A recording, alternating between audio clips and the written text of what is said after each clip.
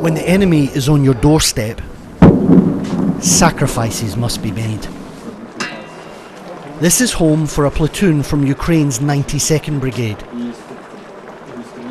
They've a few small rooms in an abandoned house. They're crammed in tight. Meals are eaten standing up. Not that Senior Lieutenant Eugene Gromadskyi gets to spend much time here. He's had only 2 hours sleep, but again needs to head out to the front. There's a Russian counterattack underway. This war has shaken the world and Ukraine, but the 22-year-old lieutenant hasn't wavered. He's been fighting since the war's very beginning. When his army veteran father was killed on the first day of the invasion, he didn't falter. This was 9 months ago when I first met Eugene, at the start of a conflict that would transform him and his country. He just recently graduated. He and Ukraine were ill-prepared. Today, Eugene and his country bear the scars of lessons learned. There have been a lot of casualties in this war. You've lost a lot of people. Do you fear death? The person who is not afraid is already dead. If you meet death with open arms, it will avoid you because death loves the brave. That's why I don't think about death. I only think about life, the lives of my comrades and the lives of those in my unit.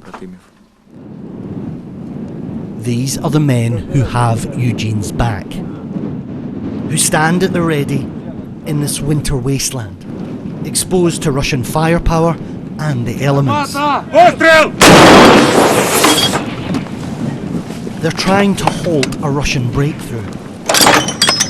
There's hardly any cover here, so they move as fast as the cold allows, knowing that Russian guns will soon find them. The enemy's positions are being hit by fire. They're trying to advance, but our artillery is helping our infantry with a counter-offensive. And we will keep fighting until the end. It's our land. It's our blood. Time is up. The Russians are targeting them. Let's go there. Their aim for now is off, but it's closing in.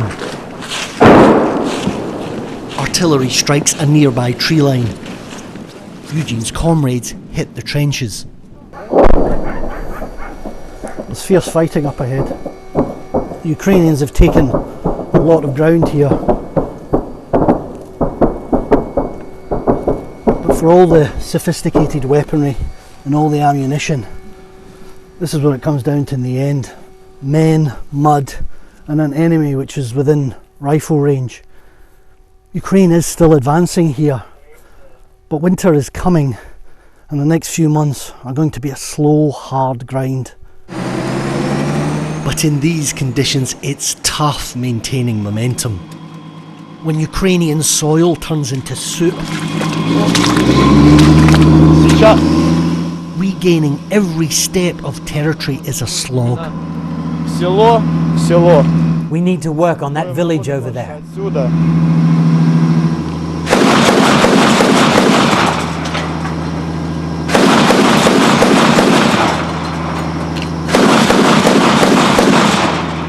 It's one of only a couple of dozen villages still in Russian control in Kharkiv region. Every day is a battle for the upper hand.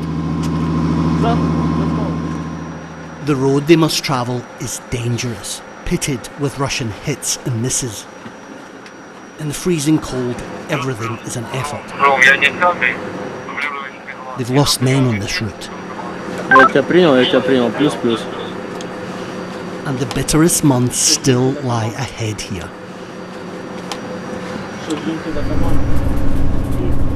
Other than a tank, this armoured personnel carrier is about the only thing that can get through this thick mud. And as you can see, even it's struggling. The men have done a lot of miles in this vehicle and they credit it with saving their lives when they were hit from a grenade launcher.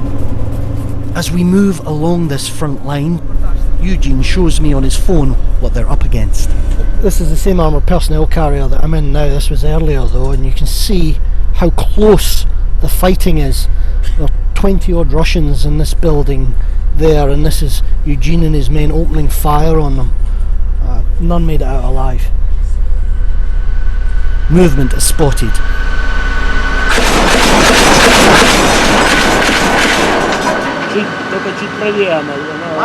A little bit to the right, on the corner over there, right behind the hangar. These are the daily battles the men face. Today, some ground is won, but tomorrow it may be lost. And so it repeats as the casualties mount on both sides. To be honest, there were many comrades who died, who I knew personally. They were ideological people who kept moving forward, who never stopped. But it's a war, so there is no time to be sad. Some 13,000 soldiers have already died defending Ukraine. And away from the front, millions more will spend a freezing winter in darkness because of Russian missile attacks. And this Christmas, it will be candles for the fallen that light the homes of Ukrainians. Natalia had two heroes in her life. Her first, her husband. He was killed on the first day of the war as he defended the city. Can you describe your husband to us? What kind of a man was he?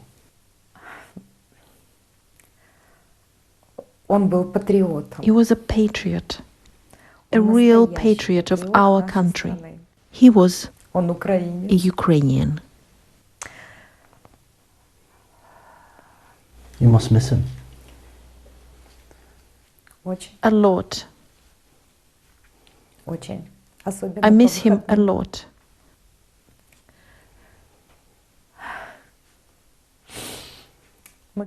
Especially on the weekends. Every weekend we used to go to the cinema.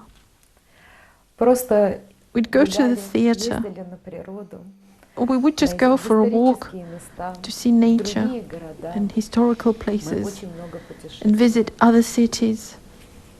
We used to travel so much together. Of course I miss him. It's okay. And Natalia's trials are far from over. Her other hero is her only child. She's Eugene's mother. The young lieutenant fighting at the front, seen here with Oleg, his father, who died in battle. She has given everything for Ukraine. 9 months into this war, do you have a message for other Ukrainian mothers?